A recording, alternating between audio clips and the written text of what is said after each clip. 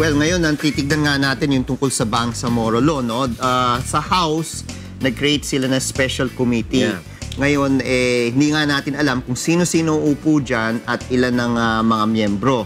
Pero this is one way na para i-fast track yung usapin tungkol dito sa creation ng Bangsa Basic Law. Tsaka makakatulong rin na si Presidente mismo, balak niya na siya mismo magsumite, no, Kong? Kasi parang siya mag-submit doon sa Kongreso ng Bangsamoro Basic Law draft para at least, di ba, parang mapakita niya doon at least kahit PR-wise na talagang ito na yung gusto ko at suportado ko tong Bangsamoro Basic Law. Kasi medyo maliit na lang rin yung time frame in order to pass it, no? Yeah, dahil lang unang gagawin talaga ay yung usapin tungkol sa budget, no? And supposedly dapat this week nasa plenaryo ang budget pero na-delay. So tatapusin ngayong linggo yung budget. Tapos while the budget is being discussed, another committee is pushing forward the basic Bangsamoro Law, and then the budget gets to plenary. Hopefully walang masyadong debate sa committee level, pero sa nakikita ko matindi pa rin yung debate. Specifically with regard to yung constitutional questions. Siyempre. Kuya. Hi. Hi, Kuya. biglang ganun. Hi. Kumusta kayo? Ano pa paraan para makaiwas sa impeachment? Well, una-una, walang mag-endorse. Ngayon, kung Hindi, sigurado may mag-endorse. Kahit 1/3 makukuha yun, 98. Pangalawa, para mag-file ng mahinang impeachment at may mag-endorse. In other words, sufficient in form, insufficient in substance. So, unahan matatali mo. Itali mo na sa mahinang ebidensya yung impeachment complaint mo at ikaw na mauna. So, pwedeng ikaw ang unahan mo na yung sila, magpa-file na iba. Yun, ginawa ni GMA yun eh. Sunod-sunod, inuunahan, di ba si Oliver Lozano? 207. Ganon din ba ginawa kay Pinoy? Ha? Hindi na. Ewan ko. Hindi naman yata, Kuya. Kasi talagang masigasig talaga sila, Representative Nery Colmenares, saka sila, yung Gabriela, etc. Although, sabi nga ng mga ilang political observers, premature. Because yung mga sinasabi nilang culpable violation of the Constitution and betrayal of public trust, may pending motion for reconsideration sa Supreme Court. Kung mag-iba, even for the sake of argument na 14-0 yan at hindi, pero sabihin natin, nagkaroon ng pagbabago, naging 8-6, no?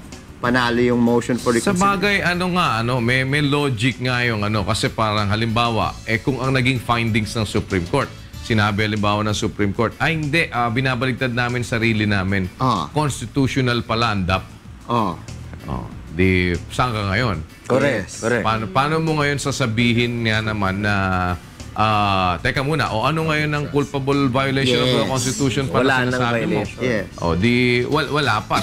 You really have to wait for the time na sasagot na ang Supreme Court na sabihin na nila na dinideny namin ang inyong motion for reconsideration. Ang desisyon namin ay final at sinasabi na namin na talagang ang DAP, yaan ay unconstitutional. Dahil tapos na yung lahat ng mga legal remedies na habulin. May katwiran naman pala. May katwiran. Pero sinasabi ko rin, Kuya, nung FOI last Friday, karapatan ng kahit sino mamamayan maghain ng isang impeachment complaint. Dahil yan ang tamang proseso na nailatag sa saligang batas. Kaya lang, kung ma-frustrate ka because of the technicalities. Kasi lalabas, may technical aspect yun. Diba? May mga kasi, Kuya, merong mga complaints na fina-file mo just for the statement of it.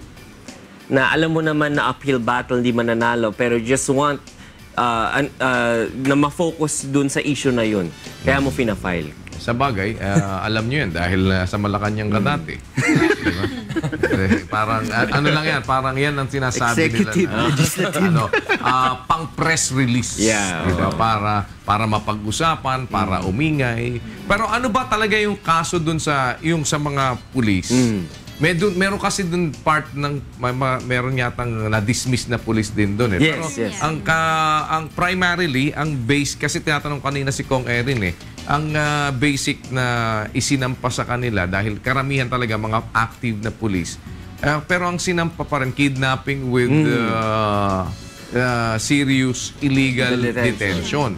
tama ba yung ano? Kasi ang alam ko pagka in authority yung mga tao, arbitrary. Yes. Tapos dinala pa sa kulungan. Tama. Hindi. Pero dun sa final ba nila? Mali yun, kuya. Ako, nagre-research niya ako dahil narinig na kita sa radyo. Sabi ko, tatanungin ako nito ni kuya. So talaga, kuya, totoo yun, no? Kapag arbitrary detention, the arresting officer or yung nagde-detain sa'yo has to be a public officer. Yes. Kapag private individual, dun siya papasok sa serious illegal detention. Kasi considering ka ako na pinapalitaw pa nga nila ngayon, di ba, na it's a legitimate operation. Operation. Di ba, Yes, dahil Drug operation. magkano ba yung turnover daw? Yata? 300,000 lang yata. Yeah. Pero 2 talagang 2 million yung ano. Plus, ano pa yung from ATM Yeah, nila. yeah. So, pero ang ibig niya sabihin, kung pinapalitaw mo na it's a police operation at ganun ang lumitaw talaga dun sa dinidepensa nila, ang kaso hindi illegal, hindi illegal detention kasi mga official yung ano diba? Any public officer or employee who, without Yes. legal grounds, detains a person shall suffer. Yan na yun. Arbitrary. Arbitrary Di, kaya talaga. ko lang tinatanong kasi kung minsan, di ba pagka nadidismiss kung minsan ng kaso kapag ka mali yung ipina-file mo, hindi Correct. ba? Unless na whitewash to, which is sana wag naman, kuya. Kaya ko lang inaano kung baka mamaya hindi tama yung sinampa nating kaso. May problema na naman tayo. Kasi Totoo. ngayon, ang bigat ngayon dito sa Quezon City, hindi mo yan papansin, di ba? Lahat. Parang meron na naman riding in tandem na Correct. kanina binabalita sa akin si Jericho na meron na naman na dali ng riding in tandem. At napakaraming mukhang nangyayari ngayon dito sa Quezon City, ha? Nakakatakot. Tsaka kuya yung yung isa doon sa mga sangkot, si De Vera, isang talaga doon, no? Marami Hindi naman siyang Janice, medals and award na na natanggap kasi napakagaling na pulis yun. So talagang Magaling na pulis pa, tapos? Magaling na pulis talaga, kuya. Sabi nga nung mga nasa PIO daw, PNP Hindi nila PIO, in-expect. kino-cover daw talaga nila yon kapag hostage crisis kasi talagang successful daw yung mga negotiations niya with the hostage takers. Tapos kaya ang dami niyang awards and medals. Pero Tapos yung sinasabi, mga around 100 pa yung pulis na na pinag-uusapan na sangkot. Di ba? Medyo Nakakatakot. dami-dami yun. Lakas ng loob. You don't know who to trust anymore, no? Nakakaawa rin naman kasi yung mga pulis na mga matitino. Di ba? Kaya sinasabi nga natin dahil meron naman mga Nadadamay. matitino mga pulis. Marami. Marami naman mga well-meaning talaga at gusto magserbisyo. Kaya lang pagka nagkakaroon ng ganyan, nagkakadamay-damay kuminsan. Kaya hindi mo maalis yung takot pagka tinignan mo. Teka muna, pulis ako. Yun nga, parang gano'n sa pulis. ang tanungin mo, kuya, kung bakit nung presenta yung dalawang pulis nung kahapon sa press con, nakatakip ang muka.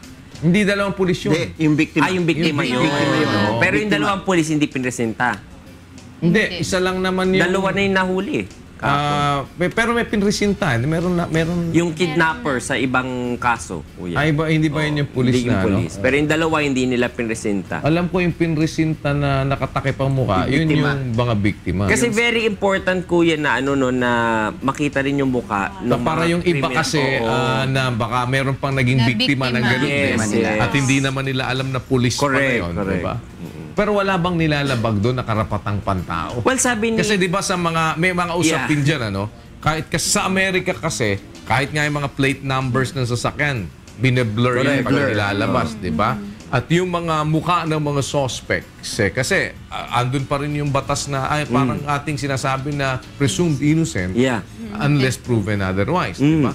Kaya bine-blur pa rin yung wala bang nakalabag na karapatang pantao mga doon? Bawal talaga, kuya. Merong memo na yan yung Commission on Human Tapos Rights. hinahanap mo ipakita. Hindi, pero kasi kuya, kung papansinin mo, hindi rin fair ang pagtrato. Ang sabi ni PNP, si General Sindak, sabi niya, bawal na nga sa CHR kaya hindi nila presenta yung police, mga police. Bakit sa iba meron? Pero sa iba, yung mga private na sila Palparan, tapos yung kidnapper kahapon, di ba? Tapos ayan, si PO2 Angel, di ba? Hinaharap talaga. So parang, if you come to think of it, bakit mas stricto ang application mo nung ganong memo ng CHR when it comes to yung mga kapulisan, pero sa private people na nag-commit allegedly ng krimen, pinipresenta mo in the press. So parang dapat lang fair. Kaya ako hinahanap kasi parang hindi naman yata... Pero si Palparan, wanted na talaga. Oh, yeah. Kaya pinapakita talaga, nagtago. So, wanted. Parang makita nyo to. Ang tingin ko ang gusto ng CHR, until a case is filed in Correct. court, dapat hindi pinapakita yung mukha. Dahil the presumption's there. But once the case is filed, then it's fair game already. Pwede na. Hindi, pero yung sinasabi kasi ni Reggie, may point kasi minsan dun sa parang nagiging lady embudo eh. Kung sino yung gustong i-present, kahit Tama. na nga Tama. wala pang nahuli pa lang or whatever, pine-present na talaga. Di ba, pinaparada pa kung minsan. Tapos yung iba naman, parang Tinatago. meron ganun eh. Meron iba yung tinitignan sa tinititigan.